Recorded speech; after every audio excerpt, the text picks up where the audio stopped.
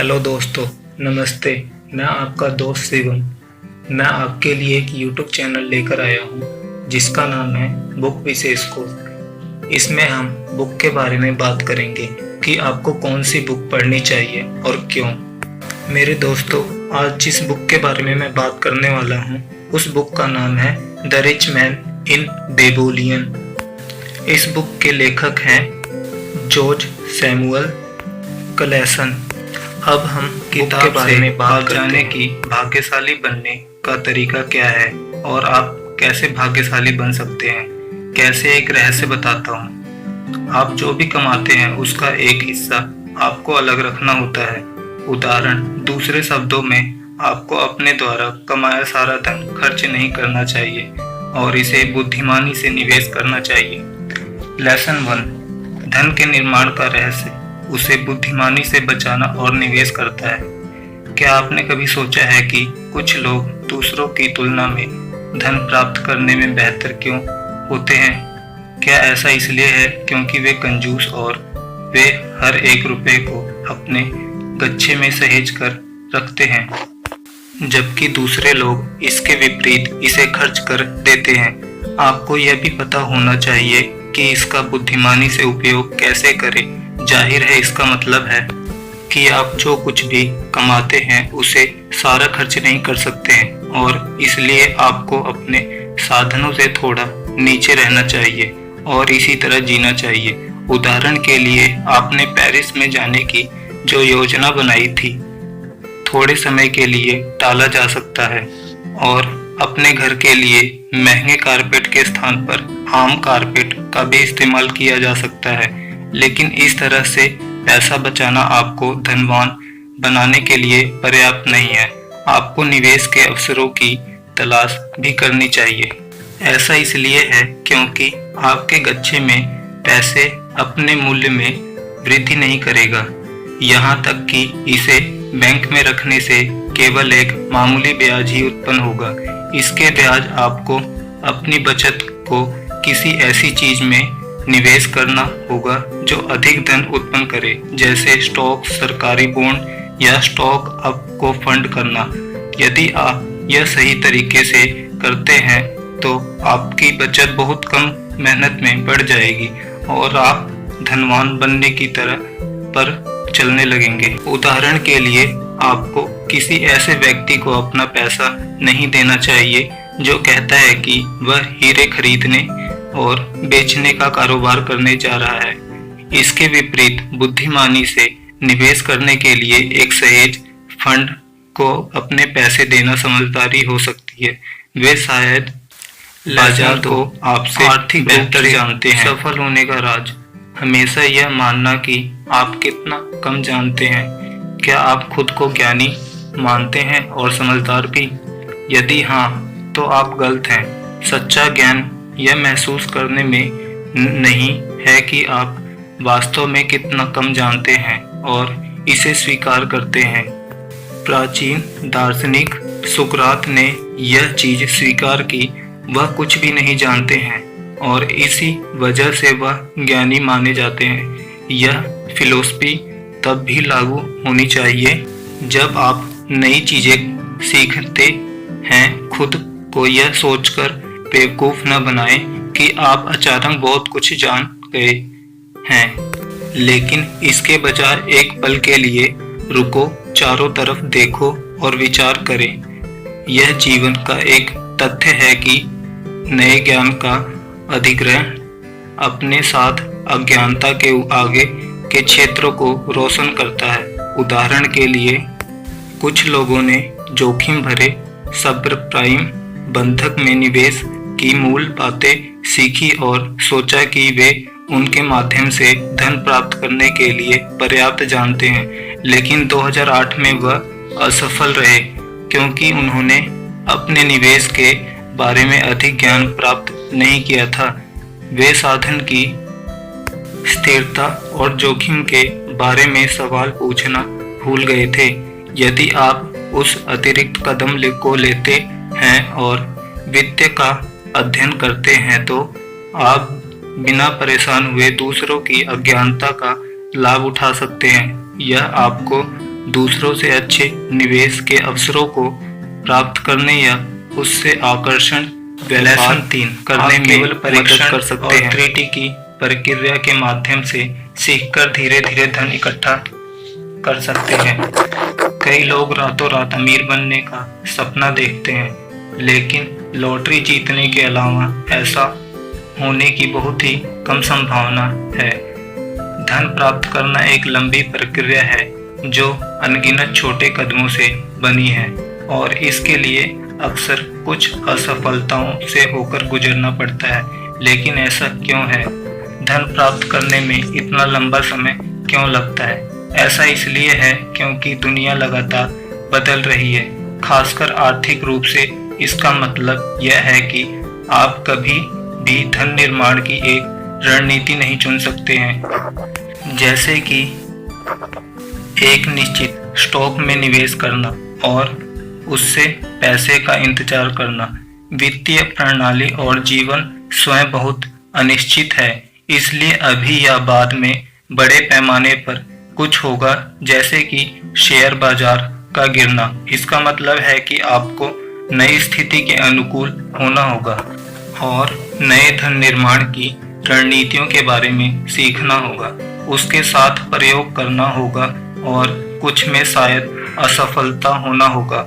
और जैसे कि आप अपनी गलतियां जीत की रणनीति खोजेंगे, कुछ बड़ा होगा, लेकिन अनुभव और अनुकूल की इस प्रक्रिया के माध्यम से आप समझदारी से निवेश करने की अपनी संग्रह क्षमता में वृद्धि करेंगे, क्योंकि आप अधिक ज्ञान प्राप्त कर रहे हैं।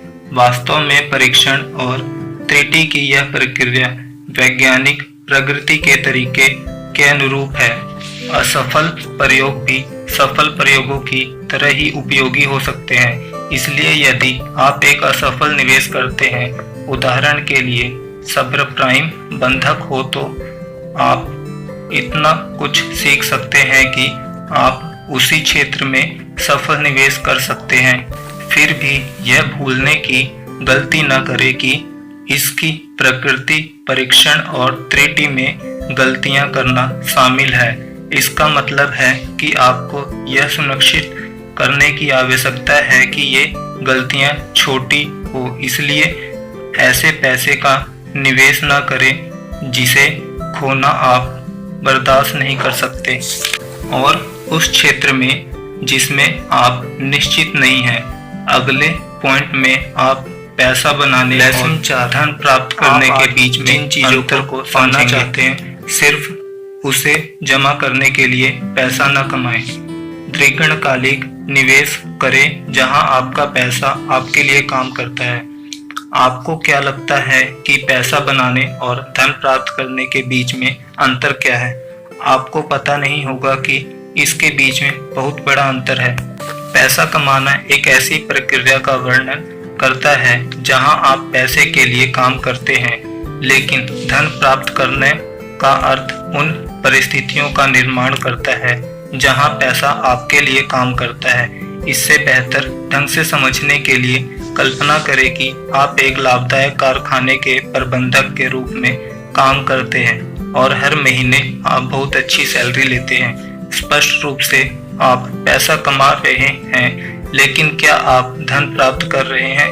बिल्कुल नहीं। उसके लिए आपको उस पैसे में से कुछ को बचाते और निवेश करने की प्रक्रिया से गुजरना होगा। उदाहरण के लिए, यदि आप अपनी आय का हिस्सा बचाते हैं और इसे अचल संपत्ति में निवेश करते हैं, तो आप धन प्राप्त करेंगे, क्योंकि आपका पैसा आपके लिए काम कर रहा होगा, न कि दूसरे के लिए। पैसा कमाना आमतौर पर अल्पकालिक वित्तीय सफलता प्राप्त करने के लिए किया जाता है। आप आमतौर पर केवल उन चीजों के बारे में परवाह करते हैं जिन्हें आप अगली तनख्वाह के साथ खरीद सकते हैं, जबकि भविष्य भी चिंता का एक विषय है। लेकिन इस तरह की सोच में एक अंतर्निहित खतरा है। क्या होगा अगर अगली तनख्वाह आए ही न? दूसरी ओर धन प्राप्ति की दीर्घकालिक लक्षण शामिल होते हैं। उदाहरण के लिए, आपके द्वारा खरीदी गई रियल एस्टेट आपको तत्काल धन नहीं लाएगी, बल्कि आपको पहले निवेश का भुगतान करना होगा या इसके मूल्य में वृद्धि की परीक्षा करनी होगी। इसमें थोड़ा समय लग सकता है, लेकिन एक बार जब यह निवेश धन प्रदान करता है तो यह तब तक काम करता है जब तक आप इसके मालिक हैं। इस तरह की दीर्घकालिक योजना आपकी नौकरी खाने जैसी अप्रत्याशित घटनाओं के लिए सुरक्षा प्रदान करने में मदद कर सकती है। ब्याज सहित वापस मिल जाए। अत्यधिक आकर्षण हो सकते हैं। जब आप पैसा उधार लेते हैं, उदाहरण के लिए छात्र ऋण लेकर संभावना है कि आपको उस पर ब्याज देना होगा। इसके विपरीत, जब आप किसी को पैसे उधार देते हैं तो आप उनसे इसके लिए ब्याज का भुगतान करने की उम्मीद कर सकते हैं, और यह उन महत्वपूर्ण तरीकों में से एक है जिसमें पैसे वाले लोग अधिक धन प्राप्त कर सकते हैं। यह समझने के लिए कि ब्याज का भुगतान करना जीवन का एक तथ्य है, आपको पहले यह समझ लेना चाहिए कि पैसा कर्मचारियों या कच्चे माल की तरह एक साधन है। कल्पना कीजिए कि आप कारखाना शुरू करना चाहते हैं। आपको क्या चाहिए? स्वाभाविक रूप से आपको अपने उत्पादों और उन्हें बनाने के लिए कच्चे माल की आवश्यकता होती है। स्वाभाविक रूप से आपको इन साधनों के लिए भुगतान करना होगा, लेकिन आपको पूंजी भी चाहिए, पैसा जिसके साथ कारखाना बनाना है। इस अर्थ में पूंजी किसी भी अन्य चीज की तरह एक साधन है और इसके लिए भुगतान किया जाना चाहिए। कर्मचारियों को आकर्षित करने के लिए आपको निवेशकों को कुछ देने की आवश्यकता होती है। ब्याज एक निवेश के रूप में ब्याज अपनी यौगिक प्रकृति के कारण धन के निर्माण का एक आकर्षण तरीका है। आप समय के साथ बढ़ने के लिए अपनी ब्याज आय प्राप्त कर सकते हैं, क्योंकि आप ब्याज के शीघ्र पर भी ब्याज कमा रहे हैं। उदाहरण के लिए, कल्पना करें कि आप एक नए व्यवसाय में 1 लाख का निवेश करते हैं और नियत तारीख पर मालिक आपको मूल राशि का 10% ब्याज वापस चुकाता है, जिसकी राशि 1,10,000 है। फिर आप समान शर्तों के साथ पूरी राशि को किसी अन्य व्यवसाय में फिर से स्थापित करने का निर्णय लेते हैं। इस बार जब आप 10% की ब्याज दर वापस प्राप्त करते हैं तो आपको 1,21,000 प्राप्त होंगे। आपकी ब्याज आय में वृद्धि हुई है। आप इस प्रक्रिया को अनिश्चित काल तक जारी रख सकते हैं, हमेशा अधिक से अधिक ब्याज कमा सकते हैं। जैसा कि आप देख सकते हैं, आपका पैसा न केवल आपके लिए आर्थिक परिश्रम करता है, यह समय के साथ साथ तेजी से प्रभावी भी होता जाता है। अभी इस बुक के बारे में हम और भी बात करेंगे। यह वीडियो लंबी होने की वजह से मुझे अभी 5 ही पॉइंट आपको बताने पड़ रहे हैं। मेरे दोस्तों, यह बुक इतनी अच्छी है कि मुझे भी बताते हुए आपको खुशी होगी कि आपको यह बुक जरूर पढ़नी चाहिए। और दोस्तों, मैं दूसरा भाग भी जल्दी से जल्दी आपके लिए लेकर आऊँगा, क्योंकि जितना आप लर्न करते हैं उतना अच्छा आप अर्न करते हैं और उतनी अच्छी आपकी लाइफस्टाइल हो सकती है। अगर आपको वीडियो अच्छी लगी तो लाइक, सब्सक्राइब, कमेंट और शेयर करना न भूलें। Bye bye. अपना और अपनी फैमिली का ख्याल रखिए। धन्यवाद।